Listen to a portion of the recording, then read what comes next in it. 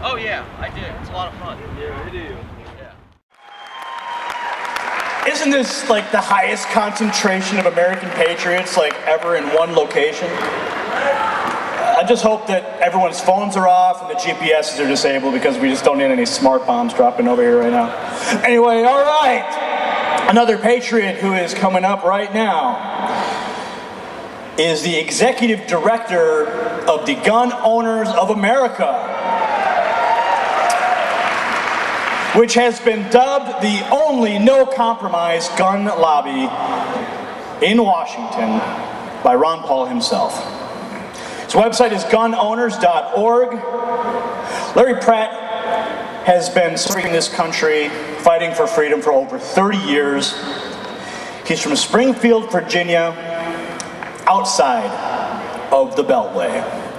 Give a loud PaulFest welcome to Mr. Larry Pratt. Thank you, Gary.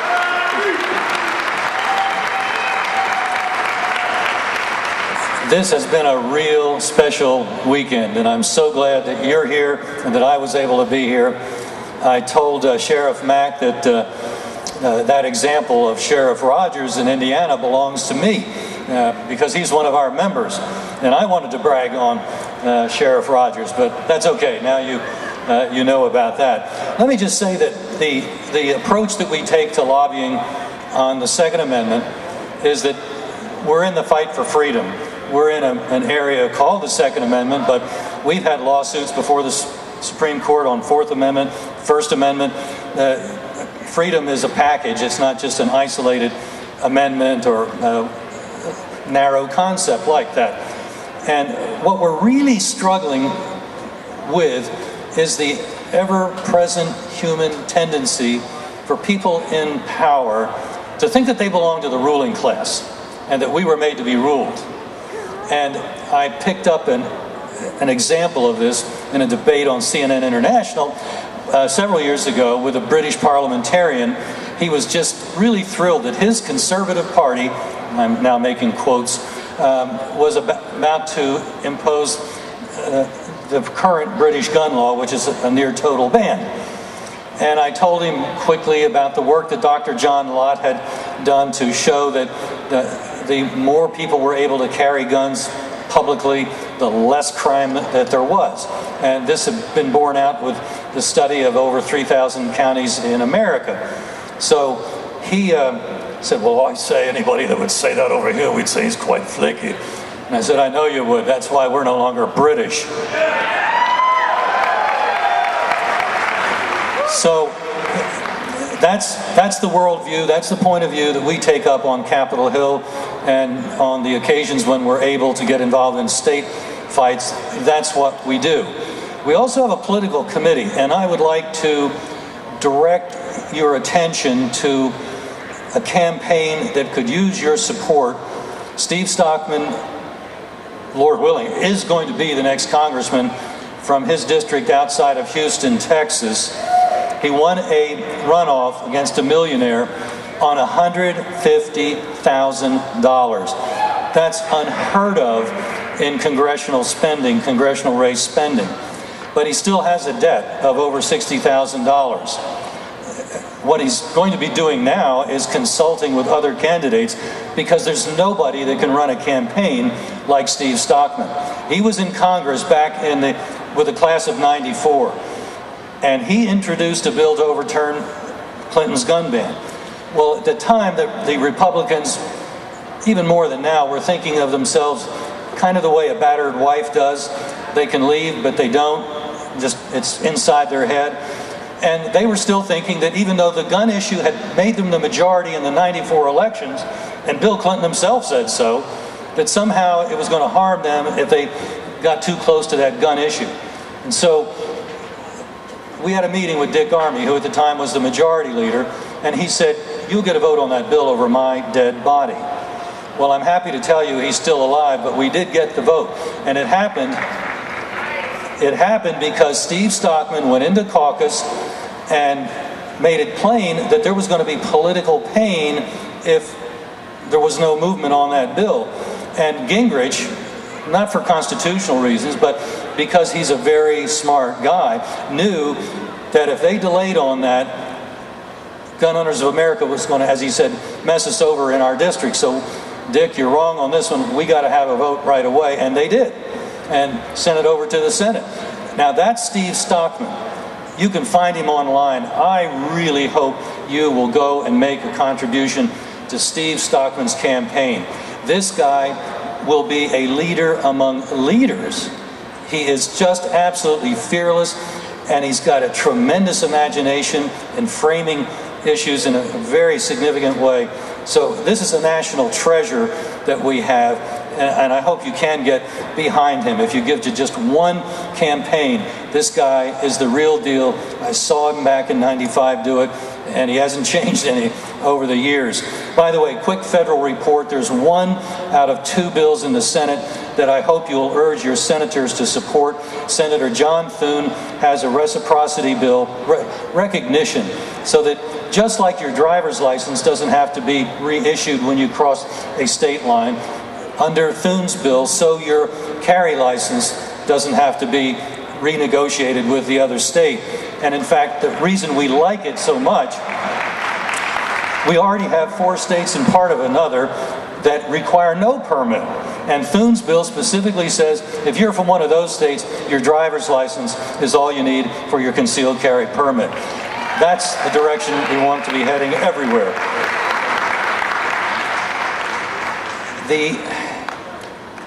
Let me just say that the constitutional sheriffs are people that we are eager to work with, and I'm so glad that Richie has included us in his program at the last conference and the one coming up in September. That's how I found out that Brad Rogers is one of our members. I had a chance to talk to him. Another one of our members, Gil Gilbertson, is the sheriff in Josephine County, Oregon, and there the Forest Service, like so many other places, doesn't want people going into the forest. They don't want taking deadwood out. They block roads, access roads, which means if there's a fire, you can't get in fire equipment.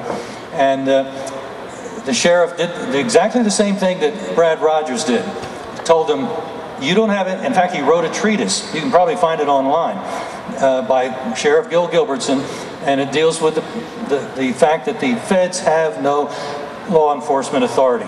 Really, outside of treason and counterfeiting, things, very narrow things like that, piracy, that's about it. And all the rest of these federal cops are without authority. And so Gilbertson said, so don't mess around with my citizens in my county or I'll arrest you. And so now they're able to use the forest.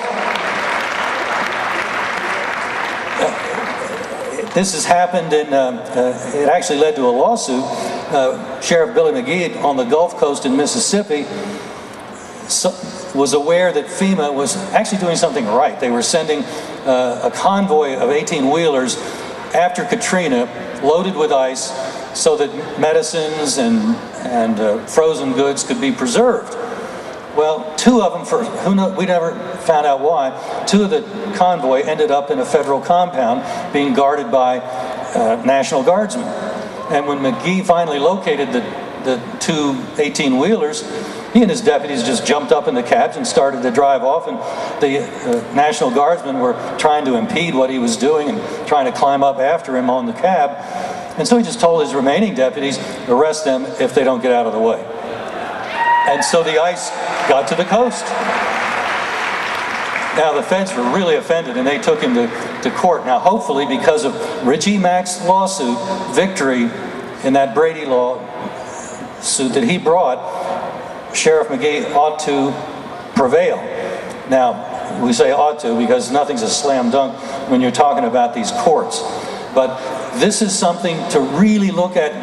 Get Richie's book. We have it at our booth. He has it at his.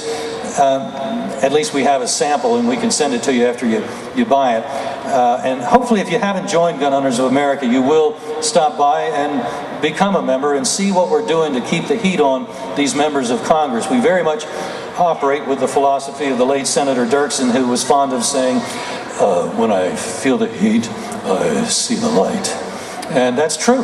That's the way they respond, and if they know you're watching, then they definitely modify their behavior.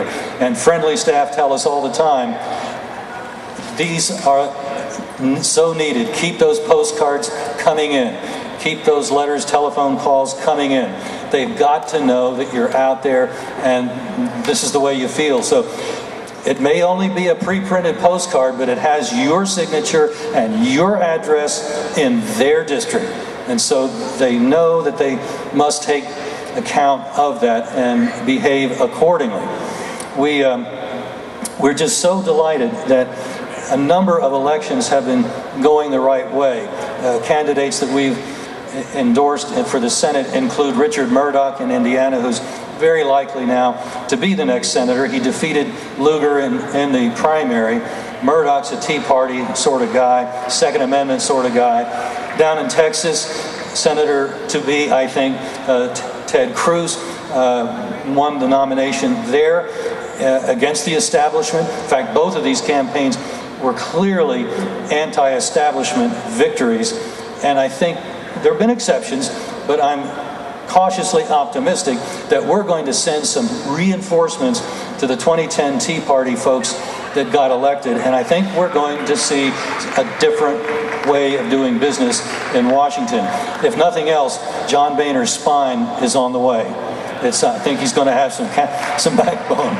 So working with these sheriffs, though, has been the most exciting thing, and I hope you will support Richie Mack's operation, even as I hope you'll support ours, because what Richie Mack is doing is really so absolutely critical. It doesn't matter if Congress still doesn't get it, as long as the sheriff gets it. Then he can put up the stop sign, and it's absolutely you know, what he told you about Sheriff Rogers. Sheriff Rogers said, I'll arrest you if you come into farmers' property. And they said, oh, we'll arrest you. And then Sheriff Rogers has said, well, bring it on. And that's what all of these sheriffs that we're talking about, these constitutional sheriffs, are doing. So do pick up a copy, either order it off our bookstore online or get it from Richie if he hadn't run out. But get it to your sheriff and then find out what he thinks about this. Because he is the guy who can put the brakes on a federal government that's still operating out of control. Folks, I'm so glad you're here. It's encouraging to me, that's been doing this for decades now, to see the kind of interest that we see at this conference. I'm so grateful that the organizers put it together and that you took them up on the invitation and decided to come. God bless you, and let's go out and win some victories.